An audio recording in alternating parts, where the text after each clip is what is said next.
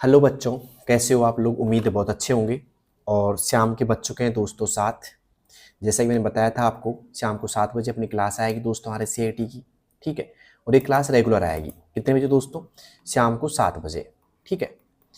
और सुबह आएगी दोस्तों 8 बजे, ये भी ध्यान रखना है आपको। तो 7 बज चुके हैं दोस्तों, और अब वक्त है अपने दोस्तों के पास इस क्लास को शेयर करने का। शेयर कर दीजिएगा जिससे पता लग सके मुझे कि आपके दोस्तों के और आपके कितने क्वेश्चन सही हो रहे हैं RSCIT की इस एग्जाम के अंदर। ठीक है, मतलब इस क्लास के अंदर। ठीक है। और मैं ये चाहता हूँ कि आप अगर मेरी पूरी क्लास देखते हो तो आपके मैक्सिमम क्वेश्चन सही होंगे एग्जाम के अंदर। ठीक है। तो पहला क्वेश्चन मेरा ये है कि माइक्रोसॉफ्ट वर्ड में, किसमें दोस्तों? माइक्रोसॉफ्ट वर्ड में मेल मर्ज फीचर का उपयोग किस कार्य के लिए किया जाता है? माइक्रोसॉफ्ट वर्ड में मेल मर्ज फीचर का उपयोग किस कार्य के लिए किया जाता है? पहला ऑप्शन आ रहा है यहाँ पे, एक साथ कई दस्तावेजों को प्रिंट करने के लिए, समान दस्तावेज को अलग अलग प्राप्तकर्ताओं के लिए व्यक्तिगत रूप से भेजने के लिए, तीसरा ऑप्शन दस्तावेज को इनक्रिप्ट करने के लिए, या फिर फॉन्ट बदलने के लिए। 4 ऑप्शन आपके सामने थे, एक बार पढ़िए आप भी साथ में और दीजिए क्या होगा इसका सही जवाब। ठीक है। देखते हैं किन किन लोगों का सही होता है इसका जवाब, फिर मैं दूंगा दोस्तों, टेंशन मत लेना। साथ में भी तो जवाब दूंगा, लेकिन उससे पहले आप एक बार आंसर दीजिए कमेंट बॉक्स के अंदर, जिससे पता लग सके मुझे कि आपका आंसर सही हो रहा है गलत हो रहा है भाई। ठीक है। मेल मर्ज फीचर का जो उपयोग किया जाता है ना भाई साहब, वो किया जाता है एक साथ कई दस्तावेजों को प्रिंट करने के लिए, समान दस्तावेज को अलग अलग प्राप्तकर्ताओं के लिए, व्यक्तिगत भेजने के लिए। तो यहाँ पे आएगा दोस्तों बी ऑप्शन, समान दस्तावेज को अलग अलग प्राप्तकर्ताओं के लिए व्यक्तिगत रूप से भेजने के लिए। ठीक है। अब यहाँ पे आ रहा था एक साथ कई दस्तावेजों को प्रिंट करने के लिए, तो इसका तो कोई मतलब ही नहीं है, वो तो कंट्रोल P से कर देंगे हम। ठीक है। तो यहाँ पे आ रहा है कि भाई समान दस्तावेज, मतलब कोई दस्तावेज डॉक्यूमेंट है उसको अलग अलग प्राप्तकर्ताओं के लिए व्यक्तिगत रूप से भेजने के लिए। तो पहले आराम से इसको पढ़ना है, फिर आंसर देना है दोस्तों। ठीक है। तो यहाँ पे सी ऑप्शन भी गलत है और डी भी गलत है। क्लियर यहाँ तक का? तो बी ऑप्शन रहेगा, और उम्मीद करता हूं आपको समझ में आ गया होगा। क्लियर। अब चलते हैं दोस्तों आज के अगले क्वेश्चन की ओर। अगला क्वेश्चन है हमारा एक्सेल में पिवोट टेबल। ध्यान रखना, अगर आपने एक्सेल पढ़ी हो तो आपको पता होगा पिवोट टेबल के बारे में, का उपयोग क्यों किया जाता है? डाटा को एनालाइज और समराइज करने के लिए, केवल फॉर्मेटिंग के लिए, चार्ट बनाने के लिए, या फाइल कंप्रेस करने के लिए? बताइए दोस्तों, पिवोट टेबल का जो उपयोग है वो क्यों किया जाता है? दोस्तों अगर आपको आता है तो जल्दी से मुझे बताइएगा। ठीक है। मैं चाहता हूं आप मैक्सिमम क्वेश्चनों का आंसर कमेंट बॉक्स में दीजिएगा, जिससे एंड में पता लगेगा कि आपके कितने क्वेश्चन सही हो रहे हैं। ठीक है। तो यहाँ पे पिवोट टेबल का जो उपयोग किया जाता है दोस्तों, वो किया जाता है डाटा को एनालाइज और समराइज करने के लिए। ओके। तो यहाँ पे आएगा A option is right, data को एनालाइज और समराइज करने के लिए पिवोट टेबल का उपयोग किया जाता है। ठीक है। अब चलते हैं दोस्तों आज के अगले क्वेश्चन की ओर। अगला क्वेश्चन है हमारा तीसरे नंबर का, पावर पॉइंट में स्लाइड मास्टर का उपयोग है। पावर पॉइंट में स्लाइड मास्टर का उपयोग है सभी स्लाइड पर एक जैसा डिजाइन लागू करने के लिए, केवल टेक्स्ट फॉर्मेटिंग के लिए, साउंड जोड़ने के लिए, या एनिमेशन हटाने के लिए? दोस्तों बात की जा रही है यहाँ पे स्लाइड मास्टर की। ठीक है।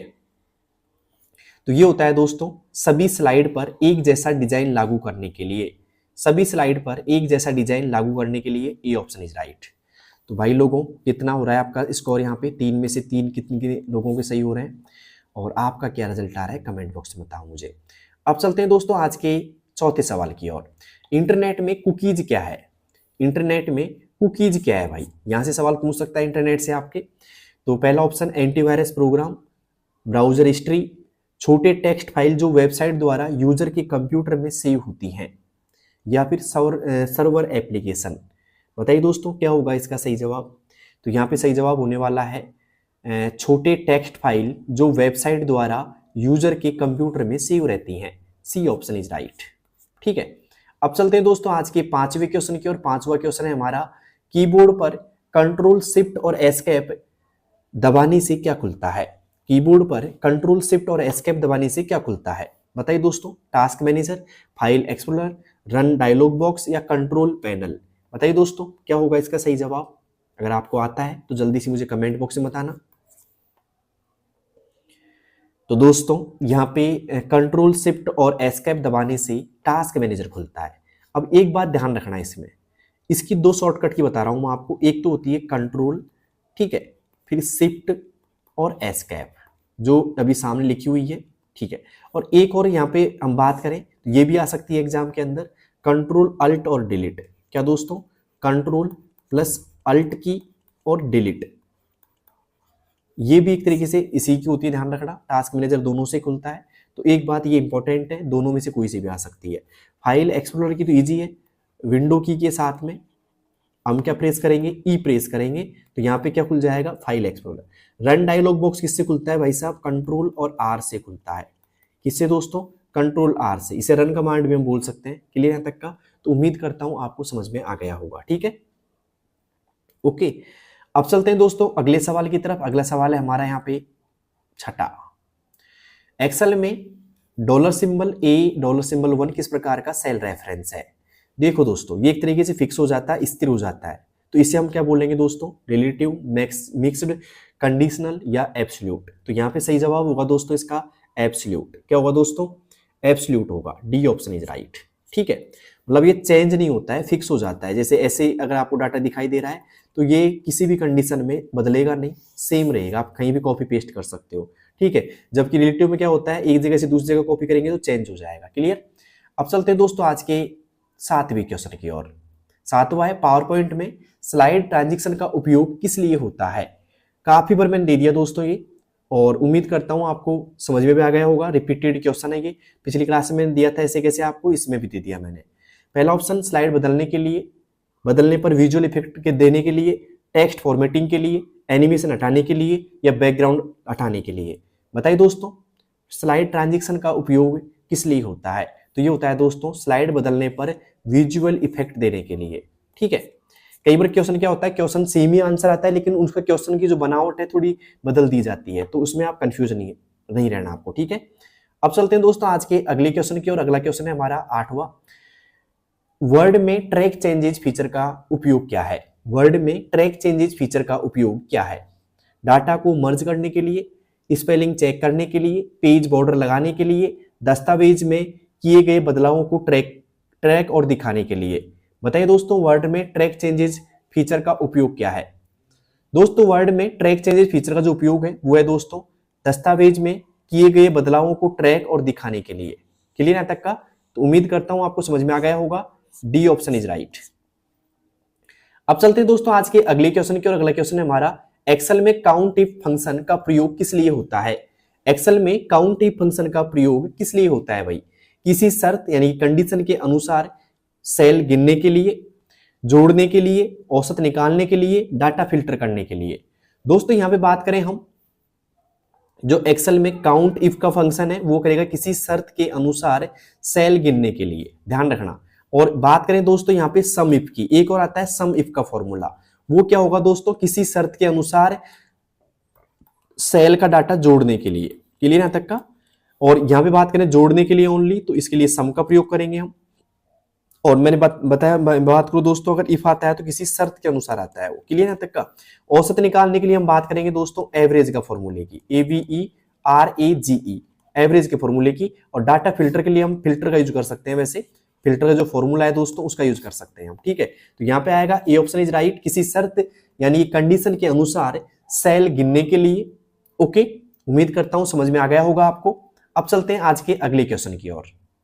अगला क्वेश्चन है दोस्तों, इंटरनेट में आईपी एड्रेस क्या दर्शाता है? ठीक है, ये भी रिपीटेड क्वेश्चन है, पहले दे दिया मैंने एग्जाम, मतलब पिछली क्लास में दिया था मैंने ये क्वेश्चन आपको सेम। तो अब मुझे बताइए आईपी एड्रेस का मतलब फुल फॉर्म क्या है दोस्तों? तो आईपी का फुल फॉर्म होता है दोस्तों internet protocol. Internet protocol, protocol PROTOCOL। ठीक है, और बात करें दोस्तों, इसका एग्जांपल बता रहा हूं मैं कि इस एग्जाम्पल की तरह आपको आईपी एड्रेस दिखाई देता है। जैसे मैंने बोला 192.147.1.50, ऐसे आपको एक तरीके से आईपी एड्रेस दिखाई देता है। ठीक है, तो उम्मीद करता हूं आपको समझ में आ जाएगा। और यहाँ पे ये काम क्या करता है, नेटवर्क पर किसी डिवाइस की पहचान करता है। नेटवर्क पर किसी डिवाइस की पहचान करता है दोस्तों। कौन करता है पहचान? इंटरनेट में आईपी एड्रेस। क्लियर है तक का? अब चलते हैं दोस्तों आज के अगले क्वेश्चन की ओर। अगला क्वेश्चन है हमारा 11वां, पावर पॉइंट में एनिमेशन पैन क्या कार्य करता है? सभी एनिमेशन इफेक्ट को नियंत्रित करता है, टेक्स्ट फॉर्मेटिंग करता है, स्लाइड डिलीट करना, या फिर डिजाइन चेंज करना। दोस्तों यहाँ पे सही जवाब होगा एक तरीके से सभी एनिमेशन इफेक्ट को नियंत्रित करना। सभी एनिमेशन इफेक्ट को क्या करना दोस्तों? नियंत्रित करना। ए ऑप्शन इज राइट। क्या होगा दोस्तों, ए ऑप्शन होगा यहाँ पे, सभी एनिमेशन इफेक्ट को नियंत्रित करना। उम्मीद करता हूं आपको समझ में आ गया होगा ये। अब चलते हैं दोस्तों आज के अगले क्वेश्चन की ओर। अगला क्वेश्चन है यहाँ पे 12वां, वर्ड में कंट्रोल एच शॉर्टकट का उपयोग किस लिए होता है? वर्ड में कंट्रोल एच शॉर्टकट का उपयोग किस लिए होता है भाई? Find and replace dialog box खोलने के लिए, सेव करने के लिए, प्रिंट करने के लिए, हाइपरलिंक जोड़ने के लिए। बताइए दोस्तों, यहाँ पे वर्ड की बात की जा रही है और वर्ड में कंट्रोल एच की बात की जा रही है दोस्तों यहाँ पे। तो वर्ड में कंट्रोल एच का जो प्रयोग किया जाता है वो किस लिए किया जाता है भाई? तो वर्ड में कंट्रोल एच का प्रयोग किस लिए किया जाता है? तो यहाँ पे किया जाता है दोस्तों फाइंड एंड रिप्लेस के लिए। अगर आप कंट्रोल एच प्रेस करते हैं वर्ड में तो क्या होगा दोस्तों, फाइंड एंड रिप्लेस जो आपका डायलॉग बॉक्स है वो ओपन होगा। सेव करने के लिए क्या होगा दोस्तों, सिंपल है, कंट्रोल एच प्रेस कर दीजिए, सेव हो जाएगा। कंट्रोल के साथ में पी प्रेस करेंगे हम, कंट्रोल पी, तो क्या हो जाएगा दोस्तों, प्रिंट हो जाएगा। अब बात आ रही है दोस्तों हाइपरलिंक किससे करते हैं? हाइपरलिंक इंसर्ट किससे करते हैं भाई? जल्दी से मुझे कमेंट बॉक्स में बताना किस किस को आ रहा है हाइपरलिंक इंसर्ट करने का। और इस सवाल का जो आंसर होगा ना, कंट्रोल एच शॉर्टकट का उपयोग वो होता है दोस्तों, ए ऑप्शन राइट होगा इसमें। तो भाई ए ऑप्शन राइट होगा, find and replace dialog box खोलने के लिए।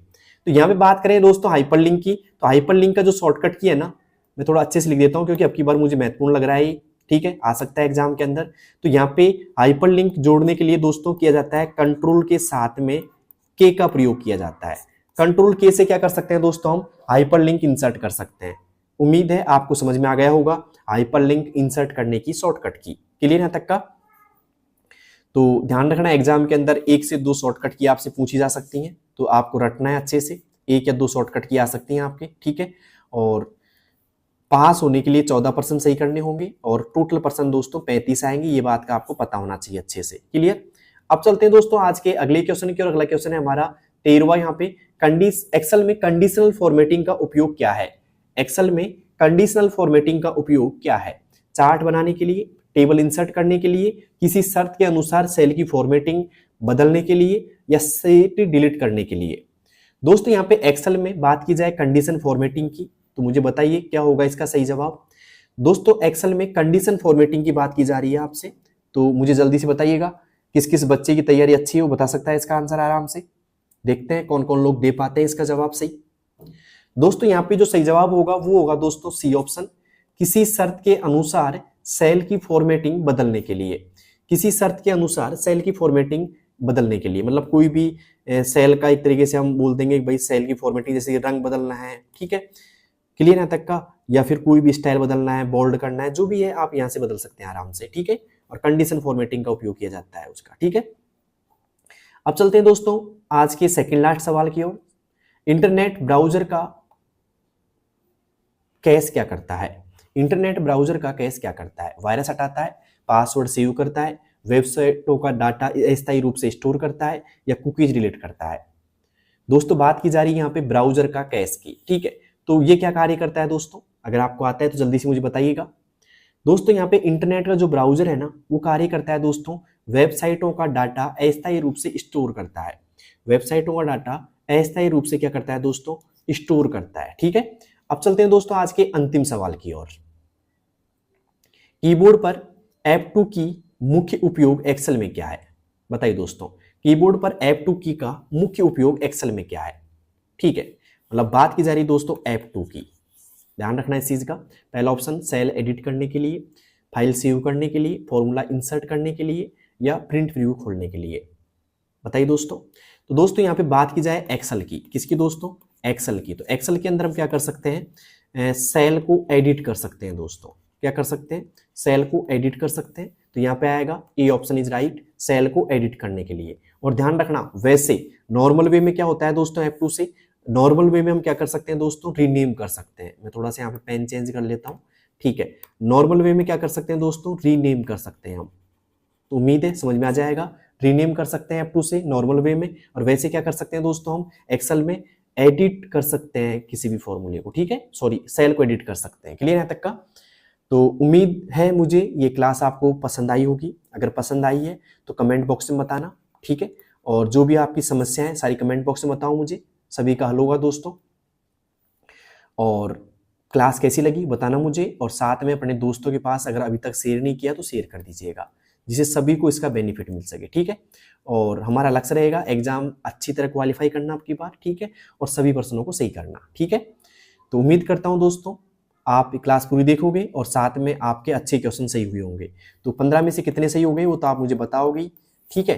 अब लेता हूं आपसे विदा दोस्तों, तब तक के लिए धन्यवाद।